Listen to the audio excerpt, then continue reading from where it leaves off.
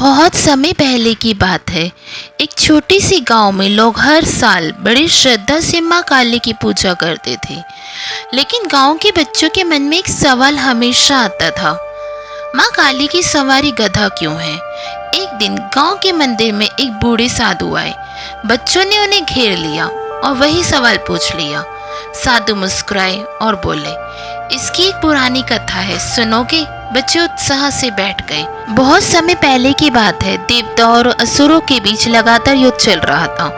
असुरों की शक्ति इतनी बढ़ गई थी कि देवता बार बार हारने लगे। तब सभी देवता मिलकर आदि शक्ति माँ काली के शरण में गए। माँ काली क्रोध और न्याय की देवी है, जो अधर्म का नाश करने के लिए प्रकट हुई है। देवताओं ने विनती की, माँ असुरों ने तीनों लोकों में आतंक मचा रखा है, कृपा हमारी रक्षा कीजिए। देवताओं की पुकार सुनकर माँ काली प्रकट हुई। उनका स्वरूप अत्यंत तेजस्वी था, काले बादलों जैसा रंग, गले में खोपड़ियों की माला, हाथों में हथियार और आंखों में प्रचंड अग्नि। उन्हें देखकर देवताओं को विश्वास हो गया कि अब अधर्म का अंत निश्चित है। लेकिन उस समय एक समस्या थी। असुरों का राजा दुर्मद बहुत चालाक था। उसने अपनी सेना को ऐसे मंत्रों से सुरक्षित कर रखा था कि सामान्य दिव्य वाहन उनके किलों तक पहुंच ही नहीं सकते थे। रास्ते कठिन, दलदल से भरे और कांटों से ढके हुए थे। घोड़े, सियां, हाथी, कोई भी उस रास्ते पर टिक नहीं पा रहा था। माँ काली ने अपने दिव्य नेत्र बंद किए और ध्यान लगाया। तभी उन्हें एक साधारण सा जीव दिखाई दिया, एक गधा। वे जंगल के किनारे बोझ ढो रहा था। लोग उसे अक्सर तुच्छ समझते थे, उसका मजाक उड़ाते थे, लेकिन वो बिना शिकायत के काम करता रहता था। माँ काली उसके पास पहुंची। गधा थका हुआ था, लेकिन उसकी आंखों में धैर्य और सहनशीलता थी। माँ ने पूछा, हे प्राणी, लोग तुम्हें कमजोर और मूर्ख समझते हैं, क्या तुम्हें इससे दुख नहीं होता। गधे ने विनम्रता से उत्तर दिया, माँ, मुझे जो काम मिला है मैं वही करता हूँ। लोग चाहे जो सोचें, लेकिन मैं हार नहीं मानता। कठिन रास्ते, भारी बोझ और लंबी यात्राएं, ये सब मेरे जीवन का हिस्सा है। माँ काली मुस्कुराई। उन्होंने कहा, यही तुम्हारी सबसे बड़ी शक्ति है। जहाँ बड़े बड़े शक्तिशाली जीव हार मान लेते हैं, वहाँ तुम्हारी सहनशीलता जीत जाती है। माँ काली ने उसी क्षण गधे को अपना वाहन बनाने का निर्णय किया। जब देवताओं ने देखा कि माँ काली गधे पर सवार होकर युद्ध के लिए जा रही है, तो कुछ देवता आश्चर्य में पड़ गए।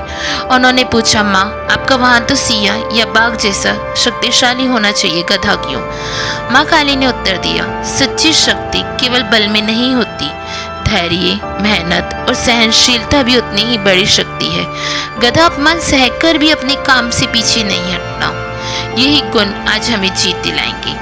फिर माँ काली गधे पर सवार होकर असुरों के किले की ओर चल पड़ी। रास्ता बहुत कठिन था। कीचड़, पत्थर, कांटे और गहरी खाइयां। बड़े बड़े जानवर वहां फिसल जाते, लेकिन गधा धीरे धीरे स्थिर कदमों से आगे बढ़ता गया।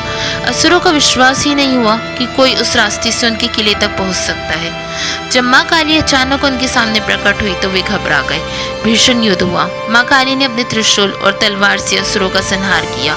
उनकी भयंकर गर्जना से पूरा आकाश गूंज उठा। अंततः असुरों का राजा दुर्मद भी पराजित हो गया और तीनों लोकों में फिर से शांति स्थापित हो गई। युद्ध के बाद देवताओं ने माँ काली की स्तुति की। उन्होंने गधे की भी प्रशंसा की, जिसने कठिन रास्तों को पार कर माँ को युद्ध भूमि तक पहुंचाया। माँ काली ने सबको शिक्षा दी, कभी किसी को छोटा या तुच्छ मत समझो। जो प्राणी मेहनत, धैर्य और सहनशीलता से काम करता है, वही सबसे बड़ा सहायक बन सकता है। गधा हमें याद दिलाता है कि विनम्रता और परिश्रम से ही बड़ी विजय प्राप्त होती है। उस दिन से ये कथा कही जाने लगी कि माँ काली का वाहन गधा क्यों है। ये केवल एक वाहन नहीं, बल्कि एक प्रतीक है धैर्य, मेहनत और अपमान सहकर भी आगे बढ़ते रहने की शक्ति का। और तभी से लोग जब भी गधे को देखते हैं तो उन्हें याद आता है कि कभी कभी दुनिया जिसे सबसे साधारण समझती है, वही सबसे असाधारण साबित होता है। जय माँ काली।